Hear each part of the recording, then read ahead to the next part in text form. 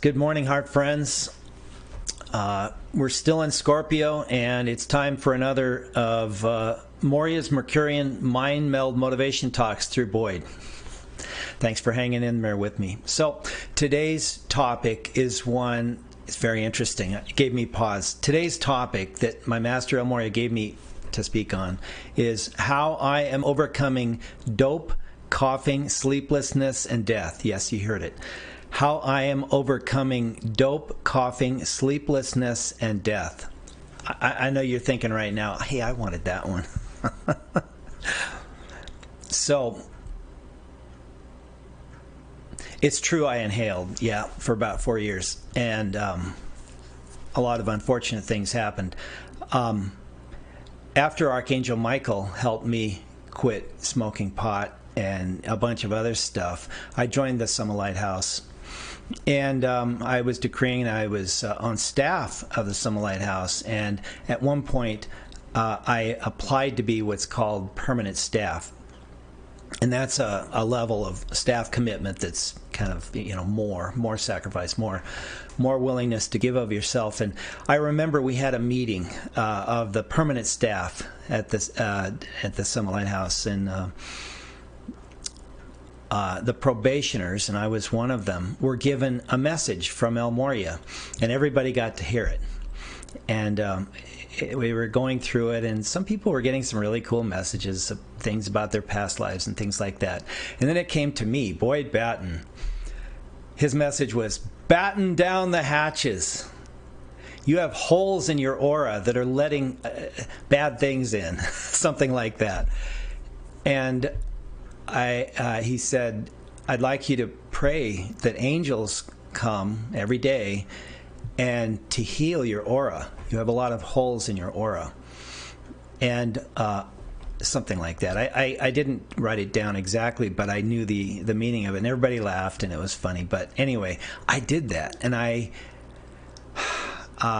prayed every day for some years that angels would come and they would use their hands and their light to close up these holes in my aura, which I kind of knew I had anyway. I mean, I was sort of a very psychic person in those days. I heard voices talk to me, and all kinds of, suggestions came to me and things like that. And as this healing gradually happened, because I was praying every day, decreeing every day, and asking for this, I noticed that this got less and less and less. Also, I began to operate in less of a sort of a psychic way, meaning working through my astral body in sensing things about other people and so forth, and I became a lot more heart-centered. I focused really on my threefold flame. Even back then, 25 years ago or something like that, I decided that I wanted to feel my threefold flame. And so I became more heart-centered and operating as far as getting my information, my intuitive information, more through my heart. And so these are a couple things I did to overcome some of the negative effects of dope.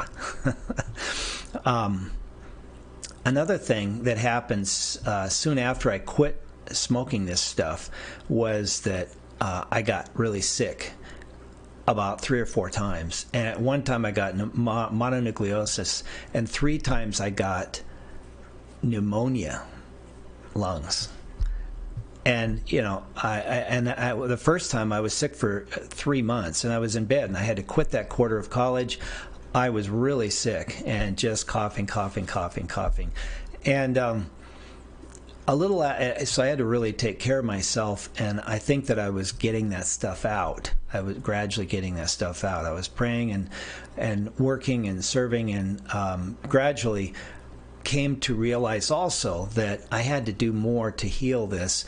And I started to take seriously what we call fire breathing, pranayama, to heal what doctors described to me based on x-rays as all kinds of lesions and lesions, they call them problems, in my lungs.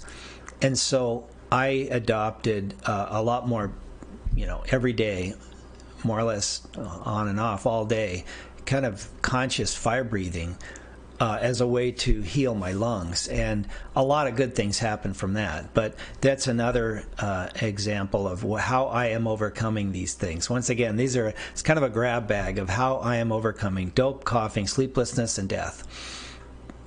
Another thing that I've adopted as far as overcoming the negative effects of drug use, as well as, I would say, some of this has to do with the fact that I'm a Pisces, and that, the downside of Pisces is, you can manifest fear and death, and well, that's a kind of an interesting one. I've taken to heart taking actually really good care of my body, especially my GI tract and my blood, for quite a number of years. I mean, decades now.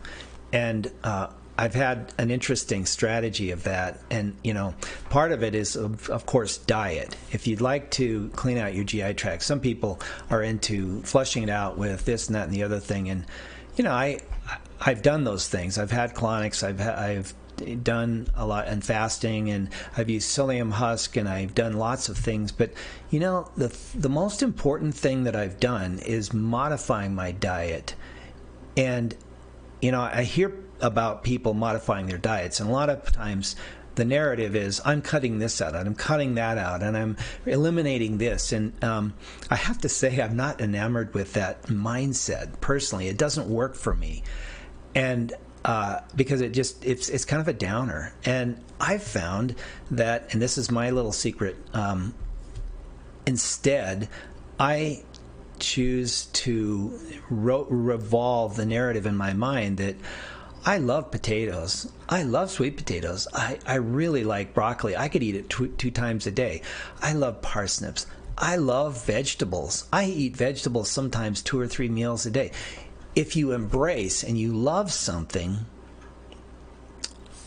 I think I see it in myself. The lights in my aura are very different than if I say, I'm cutting this out, I'm eliminating this. Now, you are, but you're replacing it with something. And if you just focus on the upside instead of focusing on, the sad part, I find all kinds of better things happen for me. So, yeah, I've been working on my GI tract, which I think affects a lot of things. My blood, my lymph, my liver. I've been aware of these things for quite a long time, as far as getting rid of the residue of drugs, and as well as just like eating meat and basically stress and all kinds of things.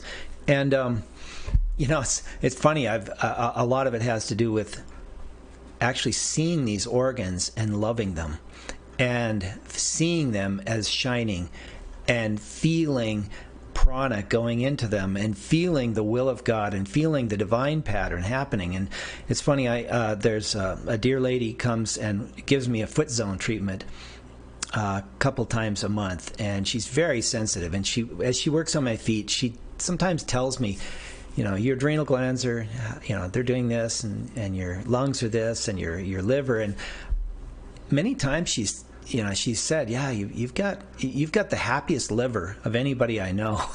So yeah, I want my liver to be happy. And recently I started doing celery juice. I've been doing it for about a month or two, and she commented, she goes, your liver is already the happiest of any of my customers, and now your liver is saying, oh, I'm so grateful for this opportunity to get even better.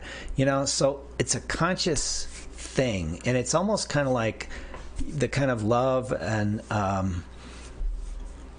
that you feel for, like, maybe a favorite pet or something like that. That's how I feel about my organs, and it works for me. I thought I'd pass it on how I am overcoming these things. Well, I'm doing it with upside narratives about all these things and sending love and light and things to my body. But the key is I do it very often. I do it every day. And I do it when I'm selecting what I'm going to eat, and I think about, oh, this is going to do this good thing for my lungs and for my liver and so forth. Anyway, moving on, sleeplessness. I've talked to some of you who are listening right now, and you've had this too. And this started happening to me in my late 20s, where sometimes I'd lay down to go to sleep at night, and I would never fall asleep. I was just awake and aware all night long, and then the next day you feel really bad. You know, you go to work and you're kind of a zombie and low energy. You feel like you're about a 40% version of yourself, and you know that can lead to a sort of dread of this situation, which creates a pernicious cycle. Because if you lay down to sleep and you don't fall asleep, pretty soon you go, oh man, it's going to be one of those things. And sure enough, you're hooked in then. And I would say that, you know, learning to change the narrative and be more disciplined about what I bring to bed with me has been my key, because I don't have a problem with sleep anymore. I feel great right now. I don't know how many hours I actually slept last night. The cat woke me up, you know, 4 something, you know, and this and that woke me up at 5. I don't care really, because here's my secret. I don't worry about how many hours, or definitely don't feel a dread of having the effects of lack of sleep. What I do instead is I go to bed at night and I have a little ritual, and I always lay down a certain way, and that means I'm going to sleep. And I know that I'll go to sleep if I just go to this certain position with my head a certain way and my arms and everything. And it's a sort of a signal to my body. But not just that.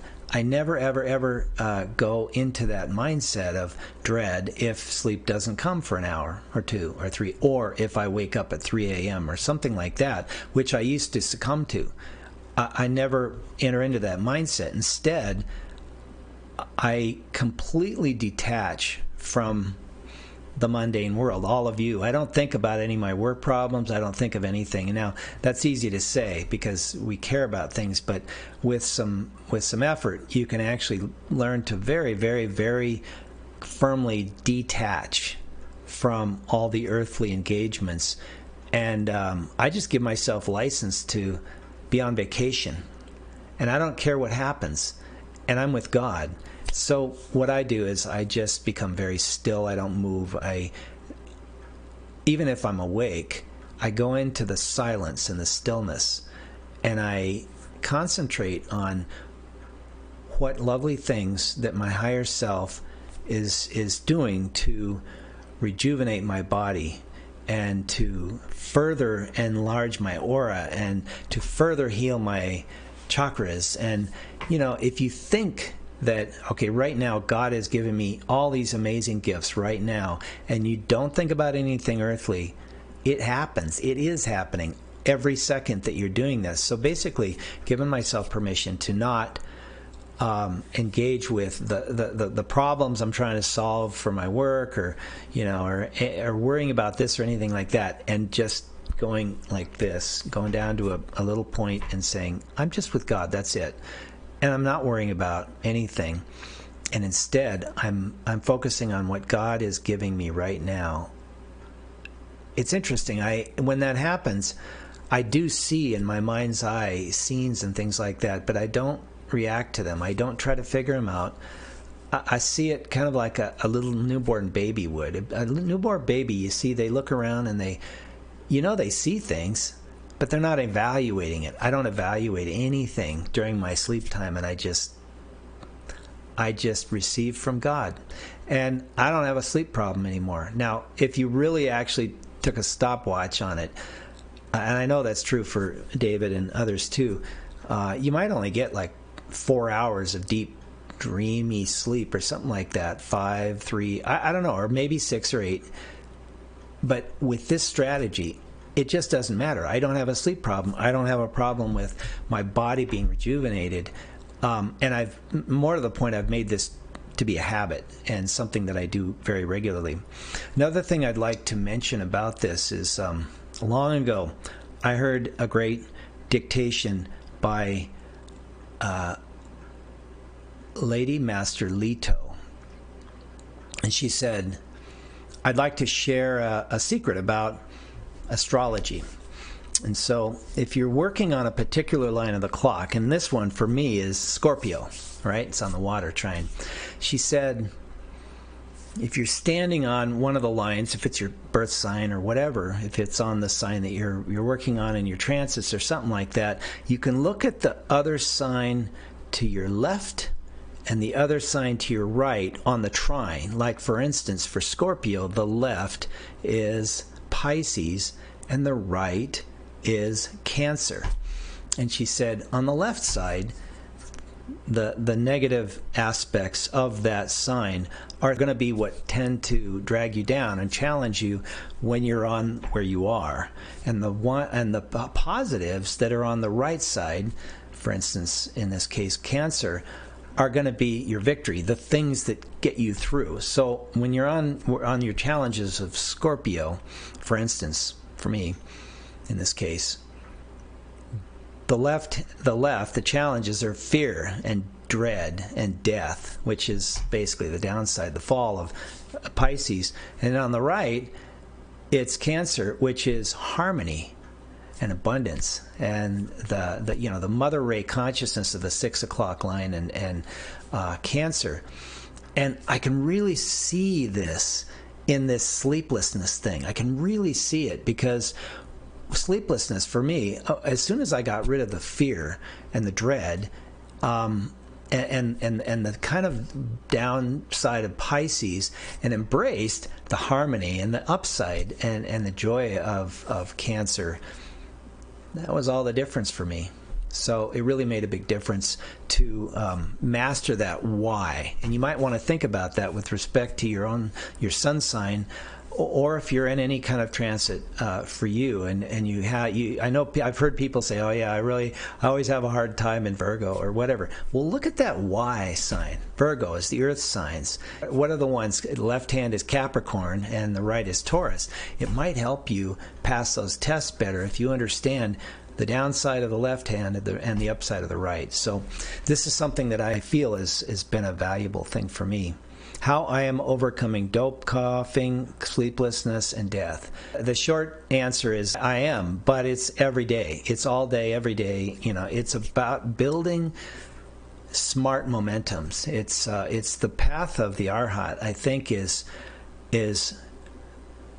picking out things in your life that you'd like to kind of move the needle on, and picking practices and regularly putting energy and time into those practices and creating momentums. This is very important, I think, and this is I think what the master wanted to comment. I had a big challenge on this particular line, you can see, and so I had some things to offer. And thanks so much for listening.